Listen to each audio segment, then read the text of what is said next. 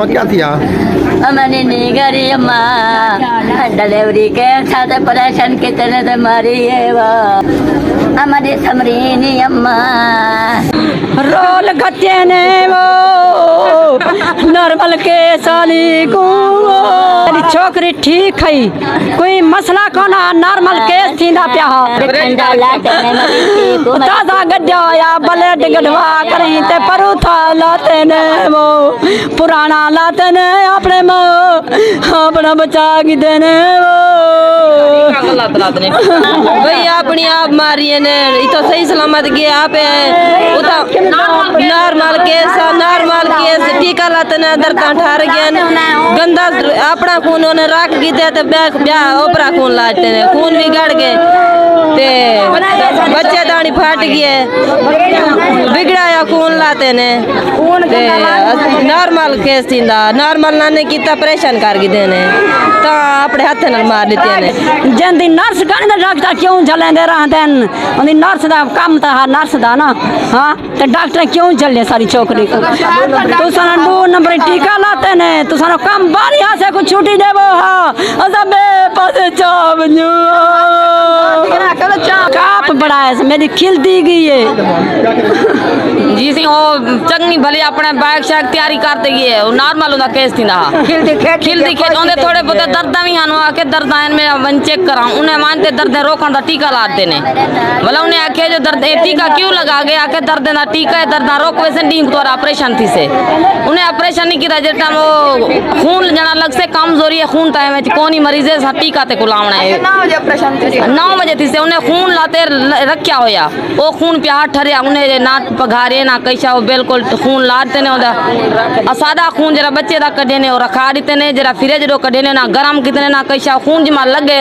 और मरीज दा हालात खराब थी मरीज आखण पै गए ना सारे मेरा हाँ खराब थी ना पे उन्हें आखे खून काट गिनो हाँ उन्हें आखे खून काट गिनो वाला टीका चेल दे विच ला दिते ने उन्हें मरीज ने मुद्दा पूछे टीका क्या वास्ते आखे पता नहीं क्या वास्ते बस ठीक है तुम्हारा मरीज सकून करे से मरीज दा हालात पीछे थी गया कहीं तो काट वञो ते टीका लाते ने सकून बचा गया छोकरी दा जीवन टीका लाते ने छोकरी बस तेड़े बेड़े थी गई खत्म थी गई खिलती खेत दी ता हाथ ना टमाना गाड़ी दिते ने ना कुछ मरीज को काट छोड़े ने किराए ते कार कीती ने खुद आप डॉक्टर उन्हें आखे सारे अमले दा एक डॉक्टर जुले सारी फिलानी अस्पताल को सारा डॉक्टर अगो है तुसा मरीज अपना चाह वञो जी माला साउथा घेनते की उन्हें दाखला कीते चंगी भली टुरती फिरती आप उन्हें को बयान दीते ने दाखला कराए उन्हें ड्रिपां लाती हैं थैलियां लाती हैं वाला सारे बच्चे दा खून गड्ढे ने उन्हें सारे बच्चे दा खून उन्हें आप रखे उन्हें गलत खून चाह करें सारे मरीज को लाते जिमें मरीज को खून लाते ने गलत टीके लाते हैं लेडी डॉक्टर को ना सिर्फ जुबैर डॉक्टर ते तहसीन डॉक्टर खुद अंदर घेन सारे मरीज को थई मुकाए ने उथई सीरियस कर करे सकू इमरजेंसी गार्ड छोड़े ने उथई से गलत टीके भी गलत टीका लाते हैं वही चेल कम दर्द रुकण का टीका चेल दे विच लाते ने जिमें उथई लाते ने टीका उथई में समझ सारा मरीज बेहोश थे दौरे पवण पाए गए यकदम साह ही रुकदा गए ते दौरे भी पवंदे हैं असा उठा चाहते कि तो सीरियस मसा है वन तक करते सट्टी से इमरजेंसी ना गाड़ी दीते ना डॉक्टर दीते ने सा रेडी ते भी खुद सा सुमाते चाहते क्यों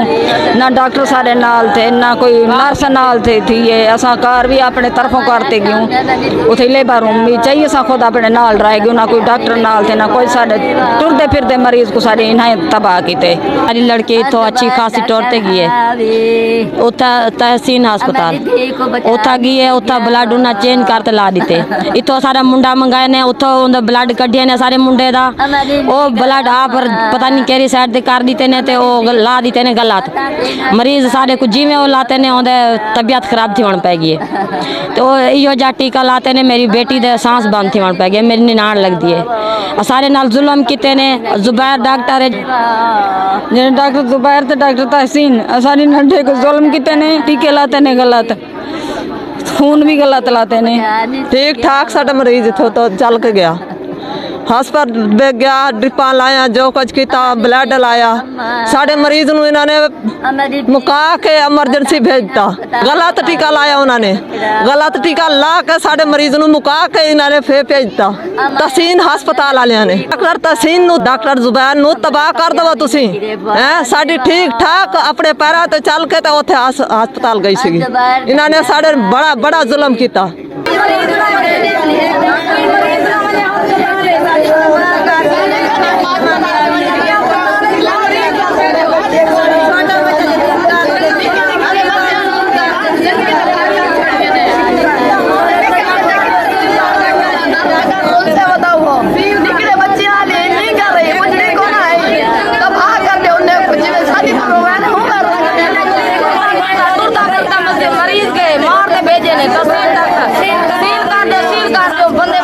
मेरे कज़न, उसका नाम समरीन था। वो चलती फिरते हम लेके गए हॉस्पिटल, तहसीन हॉस्पिटल में। जब हॉस्पिटल में लेके गए तो डॉक्टर ज़ुबैर आगे खड़े थे। उन्होंने कहा कि इसका मसला जो है हम हल कर लेंगे। वो है एनेस्थीसिया डॉक्टर। जब हम उनके पास लेकर गए तो हमारी लड़की को थिएटर रूम में ले गए और वहाँ पे उन्होंने इंजेक्शन एक्स्ट्रा डोज लगाई। एक्स्ट्रा डोज लगाने से हमारी बच्ची की हालत बहुत ख़राब हो गई और उसके बाद उसके बच्चा जो था उसके पेट के अंदर, तो वो उसकी डेथ हो गई। उसके बाद उन्होंने हमें कहा कि आप अपना पेशेंट जो है लेके जाएं शेख ज़ैद में। हम जब शेख ज़ैद लेके गए लेबर रूम के सामने, तो डॉक्टर ने वहाँ पे जो मौजूद डॉक्टर थे उन्होंने देखा तो वहाँ पे पहले बच्चे की भी और बच्ची की वालदा की भी डेथ हो चुकी थी। तो हमें हुकूमत से